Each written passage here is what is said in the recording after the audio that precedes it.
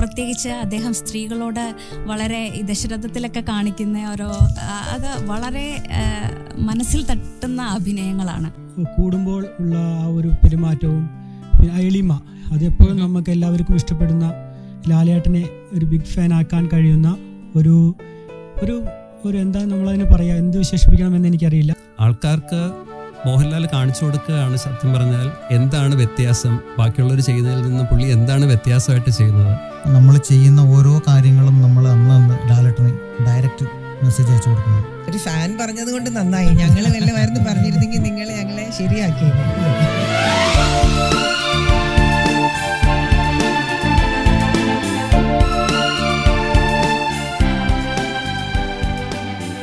എല്ലാ ശ്രോതാക്കൾക്കും ഒരു പ്രത്യേക സായാഹ്നത്തിലേക്ക് സ്വാഗതം. ഞാൻ രാജീവ് ഉണ്ണികൃഷ്ണൻ.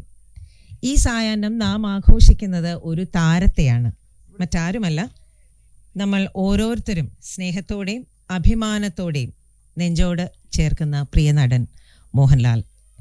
ആഘോഷത്തിൻ്റെ കാരണം നമുക്കറിയാം. 2004 അടൂർ ഗോപാലകൃഷ്ണൻ ലഭിച്ചതിന് ശേഷം വീണ്ടും ദാദാ സാഹിബ് ഫാൽക്കെ അവാർഡ് മലയാളത്തെ തേടി വന്നിരിക്കുന്നു. നടന വിസ്മയം, ദ കംപ്ലീറ്റ് ആക്ടർ എന്നിങ്ങനെ അറിയപ്പെടുന്ന മലയാളത്തിൻ്റെ അഭിമാനമായ മോഹൻലാലിനാണ് 2023 വർഷത്തെ ദാദാ സാഹിബ് ഫാൽക്കെ അവാർഡ് ലഭിച്ചിരിക്കുന്നത്. ചലച്ചിത്ര രംഗത്തെ സമഗ്ര സംഭാവന പരിഗണിച്ചാണ് ഈ അവാർഡ് അദ്ദേഹത്തിന് നൽകിയിരിക്കുന്നത്. ഇന്ന് ശ്രീ മോഹൻലാൽ പുരസ്കാരം ഏറ്റുവാങ്ങിയിരിക്കുന്നു.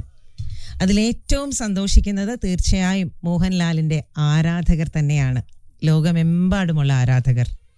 ലാൽ സലാം ഫാൽക്കെ പുരസ്കാര നിറവിൽ മോഹൻലാൽ എന്ന ഈ സ്പെഷ്യൽ 973 ഷോയിൽ ഇന്ന് സ്റ്റുഡിയോയിൽ നമ്മളോടൊപ്പം ചേരുന്നത് ബഹ്റിനിലെ മോഹൻലാൽ ആരാധകരുടെ സംഘടനയായ ലാൽ കെയർ ബഹ്റിൻ്റെ പ്രതിനിധി, ഒരു പ്രമുഖ തിയേറ്റർ ശൃംഖല എപിക് സിനിമയുടെ പ്രതിനിധി, 2 കടുത്ത മോഹൻലാൽ ആരാധകർ എന്നിവരാണ്.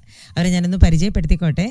ലാലേട്ടൻ്റെ ഒരു വളരെ മനസ്സിൽ ചേർത്ത് വെച്ചിരിക്കുന്നു എന്ന് പറഞ്ഞ് പരിചയപ്പെടുത്തിയ ഒരു ആരാധകൻ രാജൻ പലിയൽ, പിന്നെ ഒരു ആരാധിക അതുപോലെ തന്നെ സന്ധ്യ ജയരാജ്, എപിക് സിനിമാസിൻ്റെ public relations and media manager mister Manoj Bahuleyan Manoj, ബഹ്റിനിലെ മോഹൻലാൽ ഫാൻസ് കൂട്ടായ്മയായ ലാൽ കെയർസിനെ പ്രതിനിധീകരിക്കുന്ന ഷൈജു കാമ്പുറത്ത് എന്നിവരാണ്. എല്ലാവർക്കും സ്വാഗതം, ശ്രോതാക്കൾക്കും സ്വാഗതം.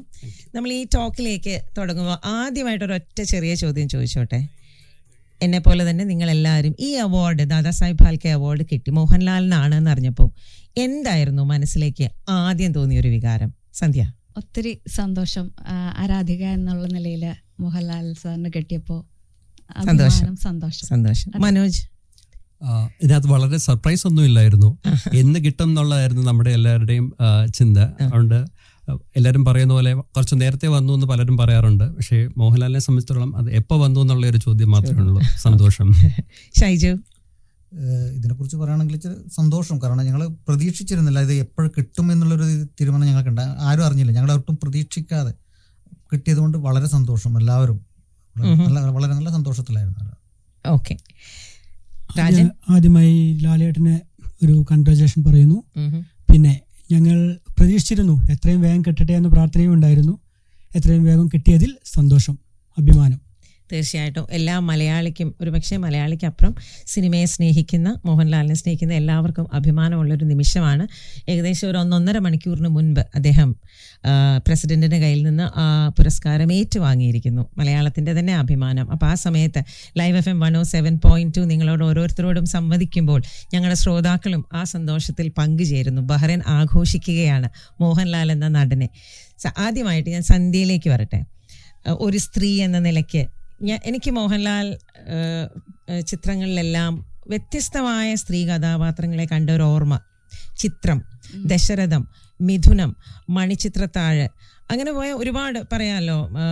ദാസനും വിജയന്റെ സിനിമ പെട്ടെന്ന് പേര് കിട്ടുന്നില്ല. അങ്ങനെയുള്ള ഓരോ നാടോടിക്കാറ്റ്, ഓരോ സിനിമകളിലും സ്ത്രീ കഥാപാത്രങ്ങൾ, നമുക്ക് സ്ത്രീ കഥാപാത്രങ്ങളുമായി മോഹൻലാൽ എന്ന നടന്റെ ഒരു കെമിസ്ട്രി അതെ, ഞാനത് ഒബ്സർവ് ചെയ്തിട്ടുണ്ട്. സന്ധ്യയുടെ ഒരു ടേക്ക് എന്താണ് അതിൽ? തീർച്ചയായിട്ടും അങ്ങനെ തന്നെ. എനിക്ക് അദ്ദേഹത്തിൻ്റെ ഓരോ സിനിമ കാണുമ്പോൾ നടനേക്കാളുപരി എൻ്റെ ഫാമിലി മെമ്പർ ആണ് ആരോ, അങ്ങനെ പലരും പറഞ്ഞു തന്നെ ഞാനത് കേട്ടിട്ടുണ്ട്. നമ്മളുടെ ആരോ നമ്മളുടെ മുന്നിൽ അഭിനയിക്കുന്നു, അങ്ങനെ തോന്നാറുണ്ട്. അപ്പോൾ പ്രത്യേകിച്ച് അദ്ദേഹം സ്ത്രീകളോട് വളരെ ഈ ദശരഥത്തിലൊക്കെ കാണിക്കുന്ന ഓരോ അത് വളരെ മനസ്സിൽ തട്ടുന്ന അഭിനയങ്ങളാണ്. നമ്മളെല്ലാവരും പ്രതീക്ഷിക്കുന്ന, സ്ത്രീകളെ പരിഗണിക്കുന്ന, അങ്ങനെ എനിക്ക് ഏറ്റവും ഇഷ്ടപ്പെട്ടത് ദശരഥത്തിലെ അഭിനയം. ആ മോഹൻലാലിനെ ഒത്തിരി ഇഷ്ടമാണ്. ആ പാട്ടുകൾ ഞാൻ ഒത്തിരി കേട്ടിട്ടുണ്ട്. ഏറ്റവും കൂടുതൽ കേട്ട പാട്ടുകൾ ഏതാന്ന് ചോദിച്ചാൽ ദശരഥത്തിലെ പാട്ടെന്ന് വേണം പറയാൻ. അതെ, ദശരഥത്തിലെ ഒരു ഡിഫറെന്റ് ഒരു ഫീലിംഗ് ആണ്, ഒരു അമ്മയുടെ ഉള്ളൊരു ഫീലിംഗ്, പ്രഗ്നന്റ് ലേഡിയോട് കാണിക്കുന്ന ഒരു സ്നേഹമൊക്കെ എല്ലാവരും നമ്മൾ കണ്ണ് നിറയിക്കുന്ന ഒരു സീൻ തന്നെയാണ് അത്. അതുപോലെ ഇപ്പൊ പറഞ്ഞല്ലോ, ഓരോ സ്ത്രീകളും ആഗ്രഹിക്കുന്ന പോലെ എന്ന് പറയുമ്പോൾ എനിക്ക് അഗ്നിദേവനിലെ ഒരു സീനും ഓർമ്മ വരുന്നുണ്ട്. രേവതി പറയുന്ന ഒരു ഇത്, അത് കണ്ടിട്ടില്ലെങ്കിൽ അത് കാണണം. വളരെ മനോഹരമായൊരു സീനാണ്. തീർച്ചയായിട്ടും ഞാനൊരു സ്ത്രീകളുടെ പെർസ്പെക്റ്റീവ് നിന്ന് തുടങ്ങിയെന്നേ ഉള്ളൂ. വി നൗ ഗോ ടു മറ്റൊരു ആരാധകൻ, രാജൻ എൻ്റെ അടുത്ത്, രാജനെ എന്നെ ഇൻട്രൊഡ്യൂസ് ചെയ്തപ്പോൾ പറഞ്ഞത് കട്ട ഫാനാണെന്നാണ്. അങ്ങനെയാണല്ലോ നമ്മൾ പറയുക. എനിക്കൊന്ന് മോഹൻലാലിന് കട്ട ഫാൻസ് തന്നെയാണ്. അതിനൊരു ഏജ് ബാരിയർ ഒന്നുമില്ല. ഞങ്ങൾ കുറേ ജെൻസി ആൾക്കാരെ വിളിച്ചപ്പോൾ എല്ലാവരും സങ്കടത്തോടെ പറഞ്ഞു ഞങ്ങൾ സ്കൂളിലാണ്, ഞങ്ങൾ കോളേജിലാണ്, ഈ സമയമായതുകൊണ്ട്. കാരണം അങ്ങനെ ഒരു തലമുറ ഇല്ല. മോഹൻലാലിൻ്റെ ആരാധകർക്ക് നമ്മളെ നമുക്ക് ബ്രാക്കറ്റ് ചെയ്യാൻ പറ്റില്ല എന്നുള്ളതാണ്. 20 വയസ്സുകാരനും 60 വയസ്സുകാരനും ഒരുപോലെ ഇഷ്ടപ്പെടുന്ന ഒരു നടൻ. മോഹൻലാൽ അഭിനയിക്കുമ്പോൾ അഭിനയം എളുപ്പമുള്ള ഒരു ജോലിയാണ് എന്ന് നമുക്ക് തോന്നും. അത്രയ്ക്ക് അനായാസമായി ആണ് അദ്ദേഹം അഭിനയിക്കുന്നത്. ഇങ്ങനെ പറഞ്ഞത് ഞാനല്ല, സത്യൻ അന്തിക്കാടാണ്. പ്രശസ്തനായ സത്യൻ അന്തിക്കാടിൻ്റെ വാക്കുകൾ. രാജൻ, ഈ ഒരു സ്റ്റേറ്റ്മെന്റിനെ നിങ്ങൾ എങ്ങനെ നോക്കിക്കാണുന്നു ഒരു ആരാധകൻ എന്ന നിലയിൽ? ദൈവം നൽകിയ ഒരു പ്രത്യേക അനുഗ്രഹമാണ് അദ്ദേഹത്തിന്. ഇപ്പോൾ അദ്ദേഹത്തിൻ്റെ അഭിനയ മികവും പിന്നെ ആളുകളോട് കൂടുമ്പോൾ ഉള്ള ആ ഒരു പെരുമാറ്റവും പിന്നെ എളിമ, അതെപ്പോഴും നമുക്ക് എല്ലാവർക്കും ഇഷ്ടപ്പെടുന്ന ലാലേട്ടനെ ഒരു ബിഗ് ഫാൻ ആക്കാൻ കഴിയുന്ന ഒരു ഒരു ഒരു എന്താ നമ്മളതിന് പറയുക, എന്ത് വിശേഷിപ്പിക്കണമെന്ന് എനിക്കറിയില്ല. ഒരു ഭയങ്കര ഒരു സംഭവമാണ് ലാലേട്ടൻ. എല്ലാവർക്കും ഇഷ്ടപ്പെടും, എല്ലാവരും അങ്ങ് ഏറ്റെടുക്കും അദ്ദേഹത്തെ. അത്രമാത്രം എളിമയോടുകൂടി പെരുമാറാനും എന്ത് ഒരു ചോദ്യം ചോദിച്ചാലും ആർക്കും നോവാതെ അതിനൊരു ഉത്തരം നൽകാനും എല്ലാത്തിനും ലാലേട്ടൻ്റെ ആ കഴിവ് അത് തന്നെ അദ്ദേഹത്തെ ഒരു വിസ്മയ നടനാക്കി മാറ്റുന്നു. തീർച്ചയായിട്ടും ഒരു സംഭവം തന്നെയാണ് ലാലേട്ടൻ. ശരിക്കുള്ളൊരു ഫാനിൻ്റെ റിയാക്ഷനാണത്. പിന്നെ എല്ലാവരോടും പെരുമാറുന്ന രീതിയെക്കുറിച്ച് പറഞ്ഞപ്പോൾ അടുത്ത ഇടയ്ക്ക് വളരെ വൈറലായ ഒരു വീഡിയോ ഉണ്ട്. ഒരു വ്യക്തി നല്ല തിരക്കിട്ട് മോഹൻലാൽ ഇങ്ങനെ പോവുകയാണ്, ചുറ്റും എല്ലാവരും ഉണ്ട്, ഗാർഡ്സും എല്ലാവരുമായിട്ട് പോകുമ്പം ഒരാൾ ഒരു ഫോട്ടോ എടുത്തോട്ടെ പുള്ളി തിരക്കിട്ട് പോവുകയാണ്. പക്ഷെ ആ ഇടയ്ക്കൊന്ന് ആ വ്യക്തിയെ വിളിച്ചിട്ട് വരൂ എന്ന് പറഞ്ഞിട്ട് ഒപ്പം നിന്ന് ഒരു സെൽഫി എടുത്ത് പോകുന്ന ഒരു വീഡിയോ വൈറലായി. അങ്ങനെ ചെയ്യുന്ന ഒരുപാട് നടന്മാരുണ്ട്, പക്ഷെ അങ്ങനെ ചെയ്യാത്തവരുമുണ്ട്. അങ്ങനെയുള്ളൊരു കാലഘട്ടത്തിൽ ഇപ്പൊ രാജൻ പറഞ്ഞതുപോലെ എളിമ വളരെ സിമ്പിളായിട്ട്, നമുക്കറിയാം ഒരുപാട് കോൺട്രവേഴ്സീസിലൊക്കെ വന്നിട്ടുണ്ട് അമ്മയുടെ കാര്യത്തിലാണെങ്കിലും. അപ്പോഴെല്ലാം മോഹൻലാൽ മുന്നിൽ വന്ന് നമ്മളോട് സംവദിക്കുന്ന ഒരു രീതി ഉണ്ടായിരുന്നു. അതിൽ ആ നടൻ്റെ ഒരു എളിമയുണ്ട്. തീർച്ചയായിട്ടും സമഗ്രമായ സംഭാവനയ്ക്കാണ് ദാദാസാഹേബ് ഫാൽക്കെ അവാർഡ് കൊടുക്കുന്നത്. മോഹൻലാൽ ഒരു കംപ്ലീറ്റ് ആക്ടർ മാത്രമല്ല, നമ്മൾ അറിയുന്ന പോലെ ഒരു പ്രൊഡ്യൂസറാണ്, ഒരു ഡയറക്ടറാണ്. അദ്ദേഹം ഡാൻസ് കളിച്ചിട്ടുണ്ട്, പാട്ട് പാടിയിട്ടുണ്ട്. So he is indeed complete. അതൊരു സംഭവം തന്നെയാണ് മിസ്റ്റർ രാജൻ. ഓക്കെ, മനോജിലേക്ക് വരികയാണ് ഞാൻ. സിനിമ എന്നതൊരു ബിസിനസ് ആണ്. At the end of the day ആ കോമേഴ്സ് ആസ്പെക്ട് വളരെ റിച്ച് ആൻഡ് ഹൈ ആണ്. ബഹ്റൈനിൽ എല്ലാ ആഴ്ചയും ഒരു മലയാള സിനിമ ഇറങ്ങും, അല്ലേ? അപ്പൊ എപിക്സിൽ അത് കാണുന്നുണ്ട്. മോഹൻലാൽ സിനിമകൾ ഇറങ്ങുമ്പോൾ എന്തെങ്കിലും വ്യത്യസ്തമായിട്ട് കാണാറുണ്ടോ? ആ ഒരു ഫീലോ ഒരു എനർജിയോ ഒരു വൈബോ കാണാറുണ്ടോ? അത് പ്രത്യേകിച്ച് എടുത്തു പറയേണ്ട കാര്യമല്ല. മോഹൻലാലിന്റെ സിനിമ ഇറങ്ങുമ്പോഴല്ല, ഇറങ്ങുന്നതിന് മുമ്പേ വൈബുണ്ട്, സെലിബ്രേഷൻ തുടങ്ങും. അതിപ്പം ഇവിടെ വന്നിരിക്കുന്ന എല്ലാവർക്കും അറിയാവുന്ന സംഗതിയും കൂടിയാണ്.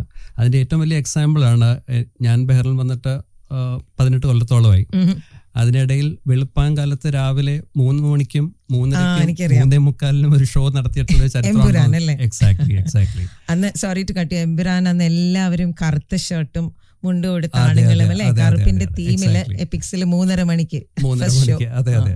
അപ്പൊ നമുക്ക് ആദ്യം ഒരു ഡൗട്ട് ഉണ്ടായിരുന്നു 3:30 ഷോ വെച്ചാൽ ആൾക്കാർ വരുമോ എന്നുള്ള വിധത്തിൽ നമ്മൾ ആദ്യം 3:30 ഒരു ഷോ ആണ് സ്റ്റാർട്ട് ചെയ്ത് അതിന്റെ ക്രൗഡ് പുള്ളിങ് കണ്ടപ്പോൾ മനസ്സിലായി ഒരു ഷോയും കൂടി വേണം. ഓക്കെ, ഒരു ദിവസം കഴിഞ്ഞപ്പം അടുത്ത ഒരു ഷോയും കൂടി ആഡ് ചെയ്തു. അങ്ങനെ എനിക്കൊന്ന് 3:30 2 ഷോ ഉണ്ടായിരുന്നു, ഒരു ഫാൻ ഷോയും അല്ലാത്തൊരു തിയേറ്റർ. എക്സാക്ട്ലി, അതെ. 3:15, 3:30, 3:45 അങ്ങനെ 3 ഷോ ആണ് രാവിലെ നടന്നത്. അതിനുശേഷം ഒരു ദിവസം 12 ഷോ, 13 ഷോ എന്നുള്ള വിധത്തിൽ. അപ്പം മോഹൻലാലിന്റെ ഒരു സിനിമ നല്ല രീതിയിൽ വന്നാൽ അതെങ്ങനെ അതിന്റെ റിസൾട്ട് വരും എന്നുള്ളതിന്റെ ഏറ്റവും വലിയ എക്സാമ്പിൾ ആണ്. അത് തന്നെയായിരുന്നു തുടരുമിലും ഇപ്പൊ വന്ന ഹൃദയപൂർവ്വമാണെങ്കിലും എല്ലാം. ഹൃദയപൂർവ്വമാണെങ്കിൽ വേറെ ടൈപ്പ് ഒരു ക്രൗഡിനെയാണ് കൂടുതലും അട്രാക്ട് ചെയ്യുന്നത്, കൂടുതലും ഫാമിലി ക്രൗഡ്. മറ്റേത് മോഹൻലാൽ ഒന്ന് മീശ പിരിച്ച് വന്നാലോ അല്ലെങ്കിൽ കുറച്ചൊരു കാലഘട്ടത്തിലൂടെ ഒരു മാറ്റം വന്ന് മോഹൻലാലിനെയാണ് തുടരുമിൽ എല്ലാരും കണ്ടതെന്നാണ് പറഞ്ഞത്. അതെ അതെ, കാലഘട്ടത്തിന് എന്ത് ചേഞ്ച് വന്നിട്ടുണ്ടെങ്കിലും ഞാനിപ്പം സ്കൂളിലും കോളേജിലും പഠിച്ചിരുന്ന സമയത്ത് ഉണ്ടായിരുന്ന തിരക്ക് ഇപ്പോഴും 40 കൊല്ലം കഴിഞ്ഞിട്ടും മോഹൻലാലിന്റെ സിനിമകൾക്ക് അതുപോലെ തന്നെ നിൽപ്പുണ്ട്. കാരണം ഒരുപാട് പേരുണ്ട് ഫസ്റ്റ് ഷോ കാണാൻ ഒരു പ്ലെഡ്ജ് എടുത്തിരിക്കുന്ന ആൾക്കാരുണ്ട്. അതെ, അത് മോഹൻലാൽ എന്ന വിസ്മയം തന്നെയാണ്. നമുക്ക് ഇനിയും വരാം, അടുത്ത റൗണ്ടിലേക്ക് വരാം. ഈ സിനിമയുടെ ഒരു ബാലൻസ്, ലൈക്ക് ഇൻഡസ്ട്രിയിലെ ബാലൻസ് എന്താണെന്ന് ചോദിക്കാം. അതിനു മുമ്പ് ഈ പറഞ്ഞതുപോലെ ഒരു ഇമോഷൻ, ഈ ഫീലിങ്സ്, ഇതിനെക്കുറിച്ചൊക്കെ ഏറ്റവും പറയാൻ പറ്റുന്ന കൂട്ടരാണ് മോഹൻലാൽ ഫാൻസ്. നിങ്ങളെല്ലാവരും ഫാൻസാണ്, ഞാൻ ഉൾപ്പെടെ, അല്ലെന്ന് പറയുന്നില്ല. പക്ഷെ അതിനായൊരു കൂട്ടായ്മ ഇവിടെയുണ്ട്, ലാൽ കെയർസ് ബഹ്റൈൻ. അവരുണ്ടാക്കുന്ന ഒച്ചപ്പാടും ബഹളവും മോഹൻലാലിന് വേണ്ടി നമ്മൾ എപ്പോഴും കാണുന്നതാണ്. ലാൽ കെയർസിനെ റെപ്രസെന്റ് ചെയ്തിരുന്ന ഷൈജു ആണ്. ഷൈജു, വിരലുകൾ പോലും അഭിനയിക്കും എന്നാണ് പറയുന്നത് മോഹൻലാലിനെ കുറിച്ച്. ആ തോള് ചെരിഞ്ഞുള്ള നടപ്പും അല്ലെങ്കിൽ ആ മുണ്ടെടുത്ത് മടക്കി കുത്തുന്ന സ്റ്റൈലും ഓരോരുത്തർക്കും ഓരോന്നാണ്. പക്ഷെ നിങ്ങൾ ലാൽ കെയർസ് അല്ലെങ്കിൽ ഫാൻസ് ഈ ഒരു അവസരത്തിൽ നിങ്ങളോട് എനിക്ക് ചോദിക്കാനുള്ളത്, ഈ അവാർഡ് ആദ്യം മനോജ് പറഞ്ഞു ഒരു അത്ഭുതമല്ല എന്ന് പറഞ്ഞു, അതിശയമല്ല എന്ന് പറഞ്ഞു, എങ്കിലും ദാദാ സാഹിബ് ഫാൽക്കെ അവാർഡ് ഈ പ്രതിഭയ്ക്ക് കിട്ടാൻ വൈകിയോ? തീർച്ചയായിട്ടും ഇത് കിട്ടാൻ വൈകി എന്ന് മാത്രമേ ഞാൻ പറയുള്ളൂ. പക്ഷെ എന്തായാലും കിട്ടും എന്ന് നമുക്കറിയാമായിരുന്നു. അതിനെക്കുറിച്ച് പറയുന്നതിന് മുമ്പേ ആദ്യമായിട്ട് തന്നെ ലാൽ കെയർസ് ബഹ്റിനെ കുറിച്ചിട്ട് പറയാം. പറയും. ലാൽ കെയർസ് ബഹ്റൈൻ എന്ന് പറഞ്ഞാൽ ലാലേട്ടന്റെ ഒരു കട്ട ആരാധകരുടെ ഒരു കൂട്ടായ്മയാണ്. ഇത് വെറും ഒരു ഫാൻസ് അസോസിയേഷൻ മാത്രമല്ല ലാൽ കെയർസ് ബഹ്റൈൻ. ഇത് ലാലേട്ടന്റെ തന്നെ നേരിട്ട് നടത്തുന്ന വിശ്വശാന്തി ഫൗണ്ടേഷനുമായിട്ട് സഹകരിച്ചു പോകുന്ന ഒരു സംഭവമാണ്. നമ്മൾ ചെയ്യുന്ന ഓരോ കാര്യങ്ങളും നമ്മൾ അന്ന് ലാലേട്ടന് ഡയറക്റ്റ് മെസ്സേജ് അയച്ചു കൊടുക്കുന്നതാണ്. ഞങ്ങൾ എല്ലാ ദിവസവും രാവിലെ ഒരു ഗുഡ് മോർണിംഗും ഒരു ഗുഡ് ഈവനിങ് ഗുഡ് നൈറ്റും ലാലേട്ടനായിട്ട് എല്ലാ ദിവസവും വാട്സപ്പിൽ ഉള്ളതാണ്. അതിന് തിരിച്ച് റിപ്ലൈ നമുക്ക് കിട്ടാറുണ്ട്, ചെയ്യുന്നതാണ്.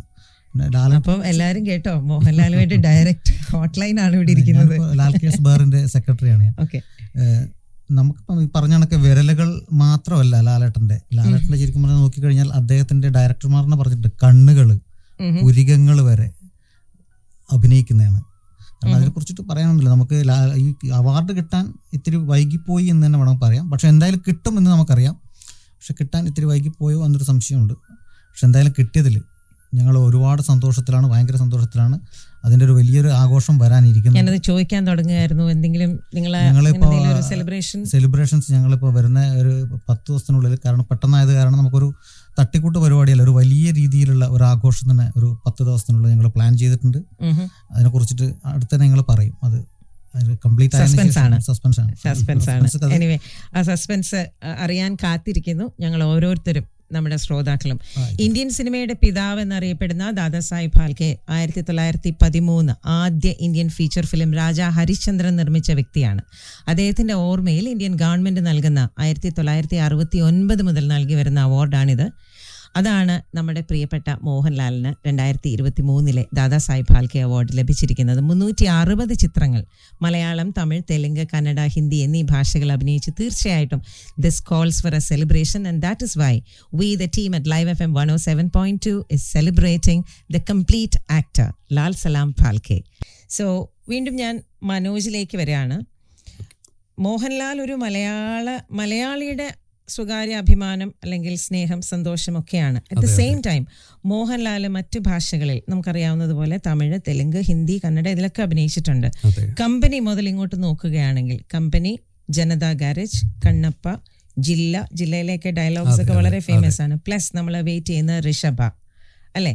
ഇങ്ങനെ മറ്റ് ഭാഷകൾ മൂവിയിലുള്ള മോഹൻലാലിന്റെ അഭിനയം മലയാളികളല്ലാത്ത മൂവി ലവേഴ്സിന്റെ ഒരു റിയാക്ഷൻ ഒക്കെ കണ്ടു കാണുമല്ലോ മനോജ് അതിനെക്കുറിച്ച് ആ എക്സ്പീരിയൻസ് ഒന്ന് ഷെയർ ചെയ്യുമോ?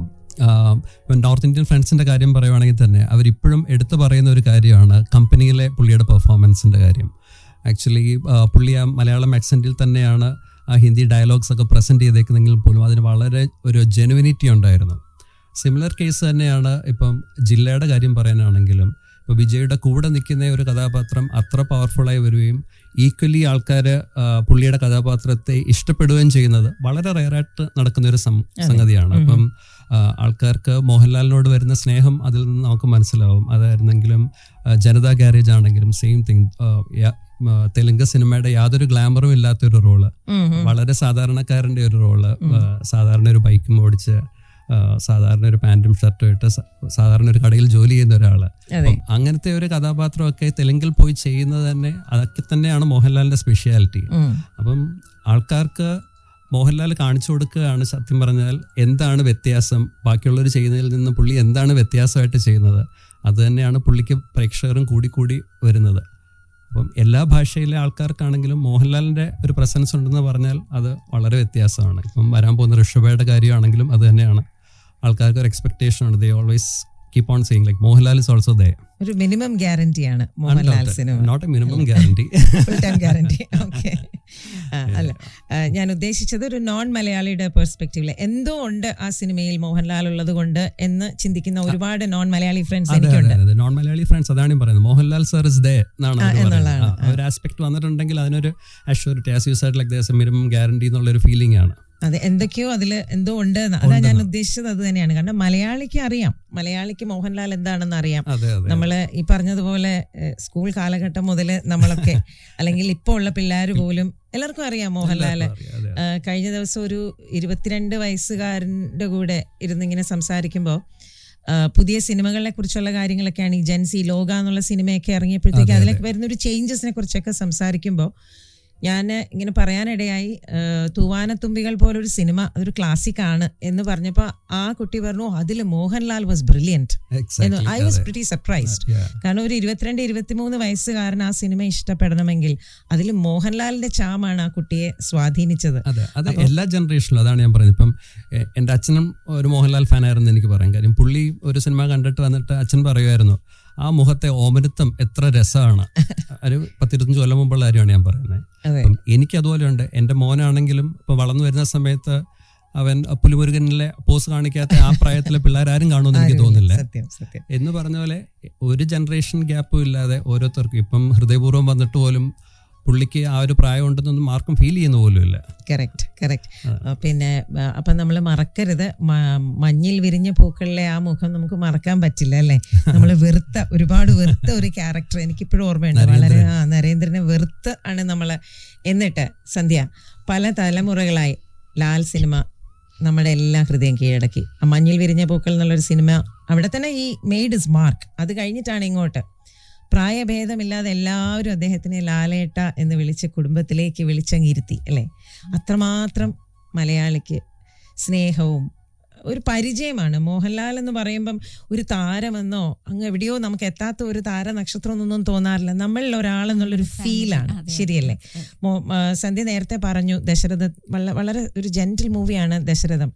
എങ്കിൽ പോലും ഒരു സിനിമയുടെ സക്സസ്സിൽ മോഹൻലാൽ എന്നൊരു നടൻ ഈ പറഞ്ഞ പോലെ ജനറേഷൻ ഗ്യാപ്പ് ഇല്ലാതെ എങ്ങനെയാണ് അത് ആ ഒരു സ്പേസ് കണ്ടെത്തുന്നതെന്നാണ് സന്ധ്യക്ക് തോന്നുന്നത്? വ്യത്യസ്തമായ അഭിനയം, ഇപ്പോൾ കോമഡി ആയിക്കോട്ടെ, സീരിയസ് ക്യാരക്ടർ ആയിക്കോട്ടെ, ഡാൻസർ എന്നായിക്കോട്ടെ, അങ്ങനെ ഏത് വ്യത്യസ്തമായ ഒരു കഥാപാത്രത്തെ കിട്ടുവാണെങ്കിലും അത് വളരെ നിസ്സാരമായിട്ട്, വളരെ നിസ്സാരമായിട്ട് അദ്ദേഹം കൊമേഡിയൻ ആണെന്ന് തോന്നും, അദ്ദേഹം ആക്റ്റീവ് ആണെന്ന് ഓരോ സിനിമയിലും നമുക്കതൊരു ആക്ടിങ് ഫീൽ ഉണ്ടാവുന്നില്ലല്ലോ.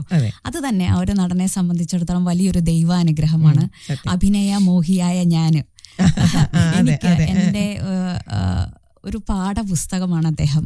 അതുപോലെ എൻ്റെ മകനോട് ഞാനിങ്ങനെ പറഞ്ഞു ഇങ്ങനെ ഒരു ഷോയ്ക്ക്, അപ്പോൾ അവനോട് ഞാനിങ്ങനെ ചോദിച്ചു മോഹൻലാലിനോട് സംസാരിക്കാൻ പറ്റുവാണെങ്കിൽ മോൻ എന്തായിരിക്കും പറയാന്ന് ചോദിച്ചപ്പോൾ എനിക്ക് ഒത്തിരി ഇഷ്ടമാണ് അമ്മ, അങ്ങനെയാ പറയാ. എത്ര വയസ്സുണ്ട് മോന്? അവന് 14 വയസ്സ്. ഞാൻ പറഞ്ഞില്ലേ.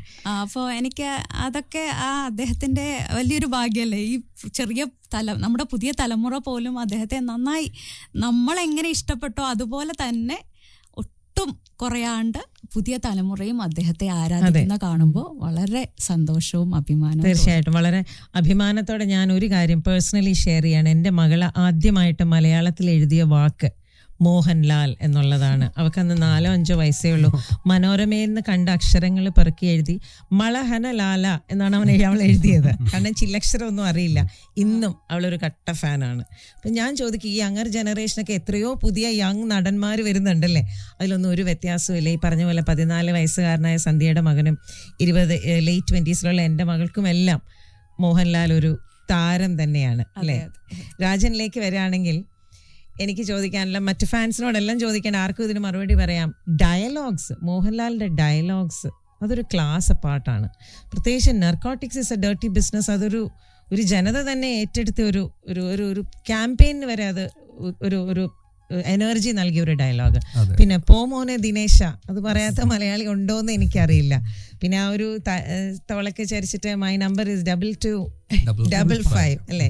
ഇങ്ങനെയുള്ള ഒരു ഡയലോഗ്സ് മറ്റു നടന്മാർക്കും ഉണ്ട്, ഇല്ലെന്നല്ല ഞാൻ പറയുന്നത്. പക്ഷെ മോഹൻലാലിനോളം ഡയലോഗ്സ് സെലിബ്രേറ്റ് ചെയ്ത ഒരു നടൻ ഉണ്ടോ എന്ന് എനിക്ക് സംശയമുണ്ട്. ഒരു നോട്ടമോ ഒരു പുഞ്ചിരിയോ അതിനൊക്കെ കൂടെ ചേർത്ത് ഈ ഒരു ഡയലോഗ്. രാജൻ എന്ത് തോന്നുന്നു? തീർച്ചയായിട്ടും നമുക്കൊരിക്കലും വേറൊരാളിനും പ്രതീക്ഷിക്കാത്ത ഡയലോഗ്സ് ആണ് ലാലേട്ടൻ്റെ അടുത്ത് നിന്ന് നമ്മൾക്ക് കിട്ടാറുള്ളത്. അത് എല്ലാവരും അങ്ങ് ഏറ്റെടുക്കാറുമുണ്ട്. ഇപ്പോൾ നമ്മൾ കണ്ടെടുത്തോളം എല്ലാ അധിക പടത്തിലും ലാലേട്ടൻ്റെ ഡയലോഗ് എന്ന് പറഞ്ഞ് ഡയലോഗ് തുടങ്ങുമ്പോഴേ ആരവം തുടങ്ങി. അതുകൊണ്ടാണ് നമുക്ക് എല്ലാവർക്കും ലാലേട്ടൻ ഇഷ്ടപ്പെടും, എല്ലാവരും ലാലേട്ടൻ ഇഷ്ടപ്പെടുന്നു. തീർച്ചയായിട്ടും ലാലേട്ടൻ്റെ മാസ് ഡയലോഗിൽ നമ്മൾ ഇനിയും പ്രതീക്ഷിക്കാം, ഇനിയും ഉണ്ടാകുമെന്ന് നമുക്ക് കാത്തിരിക്കാം. എനിക്ക് തോന്നുന്നു അതൊരു നോമായി മാറി. എല്ലാ സിനിമയിലും ലാലേട്ടന്റെ ഒരു മാസ് ഡയലോഗിന് വേണ്ടി ആൾക്കാരെ നോക്കുന്നു എന്നുള്ളതാണ്. തീർച്ചയായിട്ടും മാസ് ഡയലോഗിനുപരി എനിക്ക് തോന്നിയിട്ടുള്ള ഒരു സംഗതി, മോഹൻലാലിന്റെ പല ഡയലോഗ്സും ഒരു മലയാളിയുടെ ജീവിത രീതിയായി മാറിയിരിക്കുകയാണ്. ഫോർ എക്സാമ്പിൾ, ഇന്നിപ്പോൾ രാവിലെ ഞാൻ ഈ ഷോയ്ക്ക് വരികയാണെന്ന് പറഞ്ഞ് എൻ്റെ ഭാര്യയോട് പറഞ്ഞപ്പോഴത്തേക്ക് ഒടുവിൽ റേഡിയോയിലും എത്തി അല്ലേ എന്ന് ചോദിച്ചപ്പോൾ ഞാൻ പറഞ്ഞ എല്ലാത്തിനും അതിൻ്റെതായ ഒരു സമയമുണ്ട് എന്ന് പറയുന്ന പോലെ എല്ലാവരും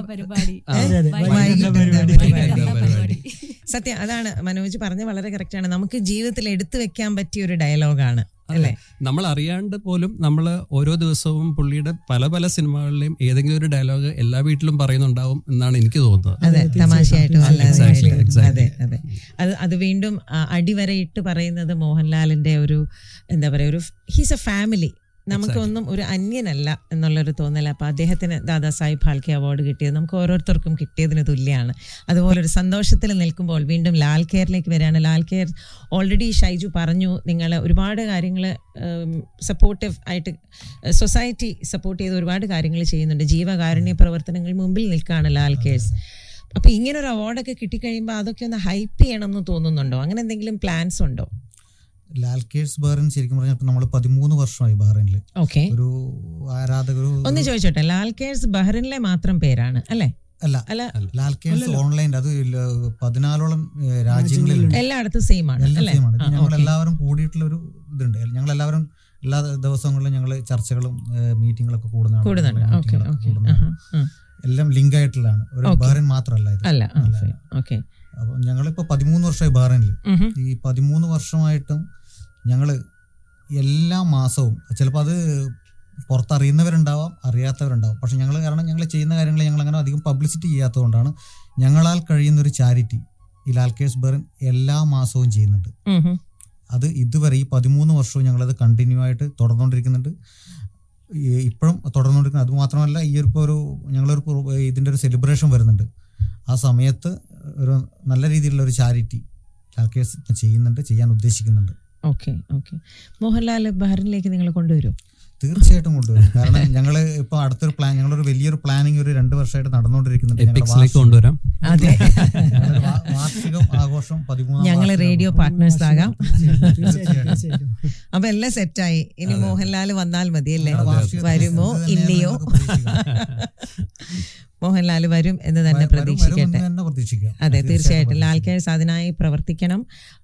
കാരണം ഇവിടുത്തെ ലാൽ ഫാൻസിന് അതൊരു വലിയൊരു ഒരു കാരണം നാട്ടിലൊക്കെ പോയി മോഹൻലാലിനെ കാണുക എന്നൊന്നും നടക്കുമെന്നൊന്നും എനിക്ക് തോന്നിയിട്ടില്ല. ലാൽ കേഴ്സിന്റെ കാര്യം പറയുമ്പോൾ എനിക്കും ഒരു അനുഭവം ഉണ്ടായിട്ടുണ്ട്. അത് ഒരു 10 കൊല്ലം മുമ്പ് ഞാനും വിചാരിച്ചിരുന്ന ഈ ഫാൻസ് അസോസിയേഷൻ എന്ന് പറയുമ്പോൾ സിനിമയെ സംബന്ധിച്ച് ആ സമയത്തുള്ള ഓളവും ബഹളവും ഒക്കെയാണെന്നാണ്. അപ്പം എൻ്റെ ഒരു വളരെ ക്ലോസ് റിലേറ്റീവിനെ ഒരു എമർജൻസി സർജറിക്ക് വേണ്ടി അഡ്മിറ്റ് ചെയ്തു. പുള്ളിയുടെ നെഗറ്റീവ് ബ്ലഡ് ആയിരുന്നു വേണ്ടിയിരുന്നത്. അപ്പം കൊല്ലം ബ്ലഡ് ബാങ്കിൽ നമ്മൾ കോൺടാക്ട് ചെയ്തപ്പോൾ അവർക്ക് എമർജൻസി ആയിട്ട് 2 ബോട്ടിലേ കിട്ടിയുള്ളൂ. അപ്പം ഒരാൾ നേരെ വന്ന് മോഹൻലാൽ കേസിന്റെ നമ്പറാണ് തന്നത്, കോൺടാക്ട് ദം എന്ന് പറഞ്ഞു.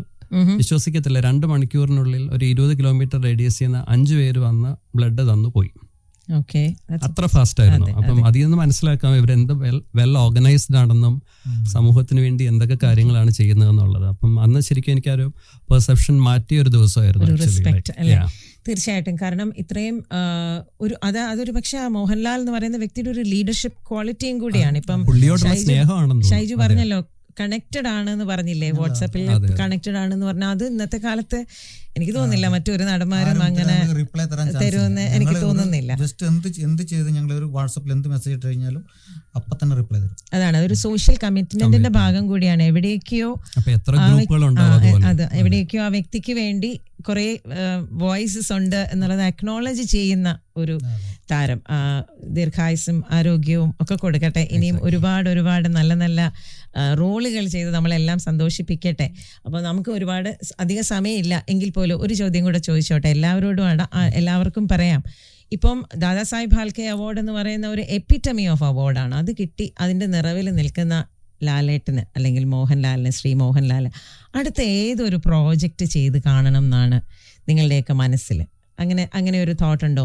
ഇങ്ങനെ ഒരു റോള് ലാലേട്ടൻ ചെയ്ത് കണ്ടാൽ കൊള്ളാം എന്ന് ഞാൻ രാജനോട് ചോദിക്കട്ടെ.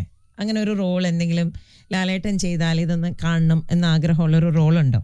എന്താ പറയാ, ലാലേട്ടൻ അഭിനയിക്കാത്ത മേഖലകളില്ല എന്ന് വേണ്ടേ നമുക്ക് പറയാൻ. അതെ, ഇനി എന്താ പ്രതീക്ഷിക്കുന്നു ഒരുപാട് പുതിയ ക്യാരക്ടർ. ഒരു ഫാൻസ്, ഒരു ആരാധകൻ എന്ന നിലയിൽ ഇപ്പം എന്നെ പേഴ്സണലി ഞാൻ ആഗ്രഹിക്കുന്നുണ്ട് ലാലേട്ടൻ ഒരു ശക്തമായ ഒരു വില്ലൻ വേഷം ചെയ്യണം എന്നുള്ളൊരു ഭയങ്കര ആഗ്രഹം. അതെ, ഒരു ഫാൻ പറഞ്ഞത് കൊണ്ട് നന്നായി. ഞങ്ങൾ വല്ലമായിരുന്നു പറഞ്ഞിരുന്നെങ്കിൽ നിങ്ങൾ ഞങ്ങളെ ശരിയാക്കിയേനെ ഇല്ലേ? ലാലേട്ടൻ തന്നെ പറഞ്ഞിട്ടുണ്ട് നല്ലൊരു കിട്ടിക്കഴിഞ്ഞാൽ ഞാൻ ചെയ്യാൻ റെഡിയാണെന്ന്. Actually, like 2025 started with Empuraan വളരെ ഒരു മാസ് മൂവി ആയിട്ടാണ് വന്നത്. അപ്പം തുടരും വന്നപ്പോഴത്തേക്ക് അതിന്റെ പോസ്റ്ററും വലിയ പ്രൊമോഷനും ഒന്നും ഇല്ലായിരുന്നു.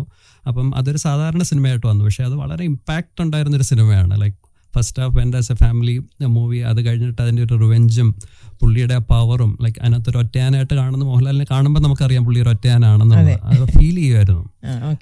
അതിനുശേഷം ഇപ്പൊ വന്നിരിക്കുന്ന ഹൃദയപൂർവ്വം കംപ്ലീറ്റ്ലി ഓപ്പോസിറ്റ് ജോണർ.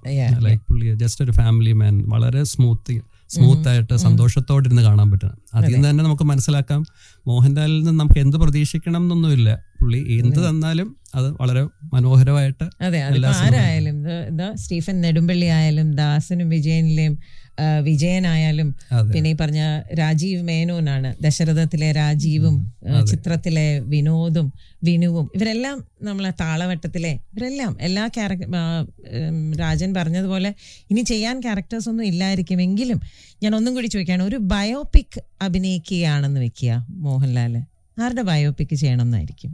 പെട്ടെന്നൊരു തോന്നൽ ഇങ്ങനെ വന്നതാണ്. എംജിആറിന്റെ ഓൾറെഡി ചെയ്തു കഴിഞ്ഞു. അതെ. എനിവേ, എന്തായാലും ഇനിയും ഒരുപാട് ഇപ്പൊ എല്ലാവരും പറഞ്ഞതുപോലെ ഒരുപാട് നല്ല നല്ല റോളുകൾ മോഹൻലാൽ ചെയ്യട്ടെ. ആരോഗ്യത്തോടെയും ഫുൾ ഒരു കംപ്ലീറ്റ് ആക്ടറിനപ്പുറം ഇത്രയും എന്ത് ഹമ്പിളായിട്ടാണ് പുള്ളി സംസാരിച്ചത് എന്നറിയോ? ഈ അവാർഡ് കിട്ടിക്കഴിഞ്ഞപ്പം ഒരു സിനിമ എന്ന് പറയുന്നത് ഒരു മാജിക്കാണ് എന്ന് പറഞ്ഞു. എന്നിട്ട് അതിന്റെ വിജയത്തിലേക്കുള്ള വഴി ആർക്കും അറിയില്ല, ഹൗ സക്സസ്ഫുൾ, ഇതൊരു ഭാഗ്യമാണ് എന്ന് പറഞ്ഞു പുള്ളി. ഒരു ഭാഗ്യമാണ്. അപ്പൊ എനിക്ക് ഈ അവാർഡ് കിട്ടിയത് എൻ്റെ ഭാഗ്യമാണ്, എനിക്ക് എൻ്റെ മുതിർന്നവരുടെ അനുഗ്രഹമാണ് എന്നിലുള്ള ആ ഒരു ഗുരുത്വം. ഭയങ്കര ഒരു ഹമ്പിളായിട്ടുള്ള ഒരു ലൈനാണ് പുള്ളി പറഞ്ഞത് ഈ ഒരു അവാർഡ് കിട്ടിയപ്പോൾ. All the very best. മോഹൻലാലിനോട് എനിക്ക് അതേ പറയാനുള്ളൂ. ഇത് കേൾക്കുന്നുണ്ടെങ്കിൽ ഞങ്ങളെല്ലാവരും എന്തെങ്കിലും ഒന്ന് കാണാൻ ആഗ്രഹിക്കുന്ന ഒരു നിമിഷം അത് ലാൽ കെയർസും എപ്പിക് സിനിമയും എല്ലാവരും കൂടെ ചേർന്ന് നടത്തട്ടെ. With one final question I would like to wrap up. ഒരു ഫൈനൽ ടോസ്റ്റ് മോഹൻലാലിന് ഒരു ഫൈനൽ ടോസ്റ്റ് പറയാനാണെങ്കിൽ ഒരു വാക്യത്തിൽ നിങ്ങൾ എന്ത് പറയും മോഹൻലാലിനോട്? One toast on his achieving the Dada Saheb Phalke award. Keep on entertaining us for years to come. Years to come, yes. Sandhya? ആശംസകൾ സർ. സന്ധ്യ ഇമോഷണൽ ആവാണ്. സന്ധ്യ ഭയങ്കര ഒരു മോഹൻലാൽ ഫാനാണ്, അതെനിക്കറിയാം. അതെ. തീർച്ചയായിട്ടും. ലാൽക്കേഴ്സിന് എന്താണ് പറയാനുള്ളത്? ലാൽക്കേഴ്സിന് പറയാനുള്ളത് എന്താണെന്ന് ലാലേട്ടന് തന്നെ അറിയാം. നിങ്ങളത് പബ്ലിക് ഞങ്ങൾ എന്തായിരിക്കും പറയാന്നുള്ളത്. Lalettan proud of you. Proud of you. Okay. അപ്പോൾ ഞങ്ങൾക്ക് പറയാനുള്ളത്, ലൈവ് FM 107.2 പറയാനുള്ളത്, ശ്രീ മോഹൻലാലിന് 1000 ആശംസകൾ. ഒരുപാട് സന്തോഷം. വരുമ്പോൾ തീർച്ചയായിട്ടും ഞങ്ങളുടെ സ്റ്റുഡിയോയിൽ വരിക. ലാൽക്കേഴ്സ് കൊണ്ടുവരുമ്പോൾ നിങ്ങൾ നടന്ന കാര്യങ്ങൾ അറിയിക്കണം പ്ലീസ്. വളരെ സന്തോഷം. ഞങ്ങൾ ഒരുപാട് സന്തോഷത്തിലാണ്. ഞങ്ങൾ സെലിബ്രേറ്റ് ചെയ്തു. ഞങ്ങളുടെ ലൈവ് ഡ്രൈവുകാര് മോഹൻലാലിന്റെ പാട്ടുകളിട്ട് സെലിബ്രേറ്റ് ചെയ്തു. ലൈവ് ലോലിക്കയിൽ ഞങ്ങളത് ചെയ്തു. മോഹൻലാലിനെ സെലിബ്രേറ്റ് ചെയ്തുകൊണ്ടിരിക്കുകയാണ്. അതാണ് മോഹൻലാൽ എന്ന. തീർച്ചയായും. Thank you so much. So once again, thank you each one of you for joining us at the studios. Mohanlal എന്ന താരത്തെ രൂപപ്പെടുത്തിയ 80കളിലെ സിനിമകൾ, 90കളിലെയും 2000ലെയും മീശവിരിപ്പൻ വേഷങ്ങൾ, പോസ്റ്റ് കോവിഡ് കാലത്തെ എമ്പുരാൻ പോലത്തെ സിനിമകൾ, അങ്ങനെ വ്യത്യസ്തകൾക്കും വൈവിധ്യങ്ങൾക്കും പേര് കേട്ടതാണ് മോഹൻലാൽ ചിത്രങ്ങൾ. നേരത്തെ ഞാൻ പറഞ്ഞതുപോലെ മലയാളികൾ നെഞ്ചേറ്റിയ narcotics is a dirty business, നീ പോ മോനെ ദിനേശ തുടങ്ങിയ ഡയലോഗുകൾ മോഹൻലാൽ എന്നും എപ്പോഴും മലയാളികൾ ഹൃദയപൂർവ്വം കൊണ്ടു നടക്കുന്ന സ്വകാര്യ സ്വത്താണ്. This is Raji Unnikrishnan signing off from the very special 973 show celebrating Mohanlal. Lal Salam Phalke. And you stay tuned on Live FM 107.2.